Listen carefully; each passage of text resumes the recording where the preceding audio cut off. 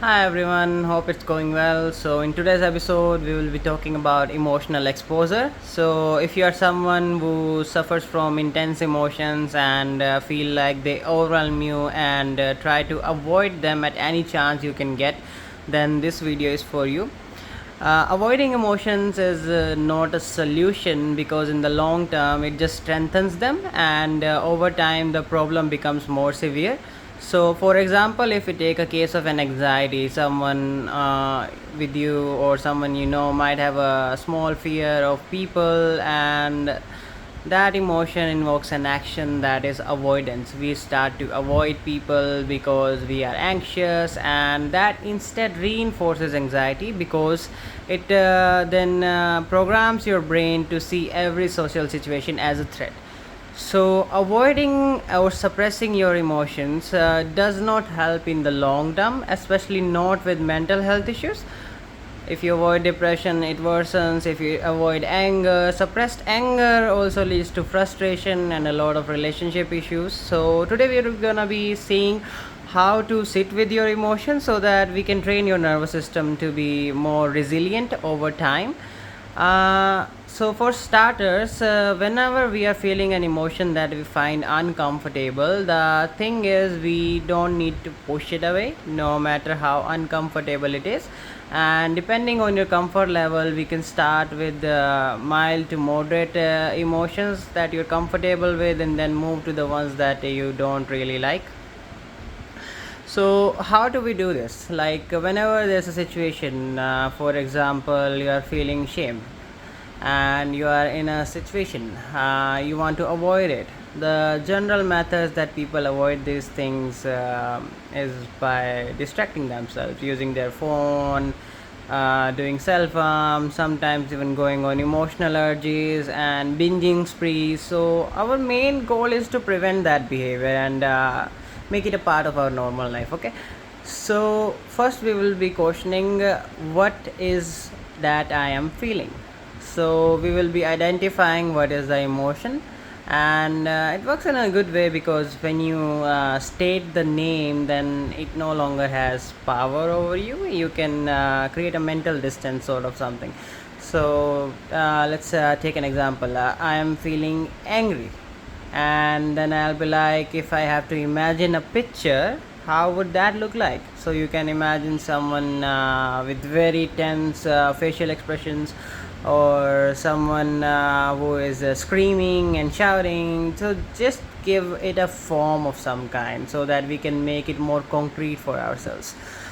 The next thing we'll be questioning if I have to associate a sound with it, maybe screeching, shouting. What will that be with the emotion? What it allows us to do is the same thing. It helps us to make it more concrete and see ourselves as apart from the emotion itself. And the next thing we'll be questioning is its intensity. So how much is it, and where it is in our body. So with every emotion you can find that there is a certain place and a certain way it expresses itself. For example, most people say that anxiety, they experience it strongly in the chest area, and they have difficulty breathing. So a lot of physiological symptoms are associated with emotions. And in terms of anger, we can see that our blood is boiling, our face is red, and in terms of sadness, the shoulders are down, our eyes are just saddened and stuff like that. So the next question that we will do is ask where it is in our body, how it is expressing itself, and what we have to do is just sit with it. We don't have to do anything, we don't have to push it away, just feel how it feels in our body. So sometimes it can be a slight discomfort in the chest, sometimes on the head. The goal is just to observe, not to judge. And during that time, if you're finding that any judgments are arising, just acknowledge that it's a judgment. Because most of the time you see, like when we are feeling anger, we are angry on feeling the anger. So that just perpetuates the loop and does not help. In that term we'll be like, oh, I am angry on the anger and it's a judgment and I can let it go. So stuff like that can help. The next thing that we will notice about is what does it feel like. So for anger, it usually correlates to like giving it an image. For anger, like I can say boiling water, and if you're calm, then I can associate it with stream of water running down a mountain hill, and just to identify it with a visual description to make it more concrete. And the final thing is what does this emotion tell me to do. Now this is not only sitting with the emotion, we are also creating self-awareness. Like most of the times we are not even aware what our emotions, in how ways they are controlling us. So for example, if someone has a binge eating problem, but the real reason inside that is he is avoiding emptiness, or maybe it's depression, or he's just feeling angry and frustrated. So if we do that, we will be able to identify how our emotions control us, and that gives us something powerful, a choice to exercise something different and not be bound by the same consequences that we feel. So the last thing was, what are the thoughts associated with this emotion? For shame, the thoughts can be, I am miserable, I shouldn't have done that, I shouldn't be this way. And as we have done with all other things in the exercise, the point is just to observe it and not form any judgments about it. And even if judgments come, then just acknowledge them as judgments, because after all we are human. So what does this will do is, like, it will train your nervous system. We are actively training it by exposure therapy. We are saying that yeah, this is the emotion, so kind of like forming friendships. You are getting to know the emotion, whether it is good or whether it is bad. So you are trying to become comfortable with something that you are usually uncomfortable with. And what it does is it trains your nervous system to take it easy, and it's like a routine thing over time. So yeah, I am feeling sad, it feels very heavy in my chest, and I feel like crying.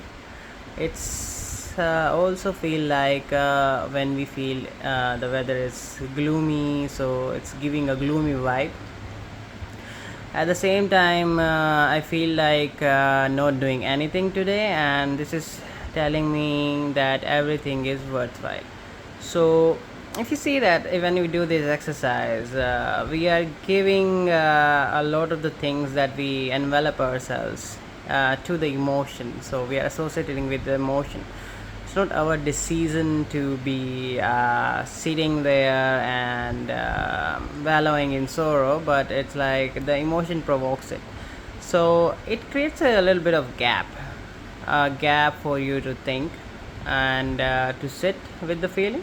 Over time, what happens is that as we get used to it, the emotions last shorter and shorter, because the main thing is, whatever you avoid, it persists. So if you avoid something, it's gonna keep on coming back, and from experience you usually know that it comes back stronger. So our main task is to stop that part and make sure that we are able to address and bear any emotion that comes.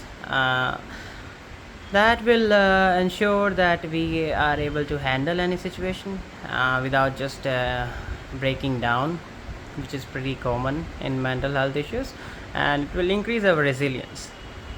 So if you wanna try this, you can do what I said in the instruction in the video. Next time when you're ever feeling an uncomfortable emotion, just try to sit with it and try to know it. Just have a talk with it like a real person. Why is there, what does it want to say, how does it look like.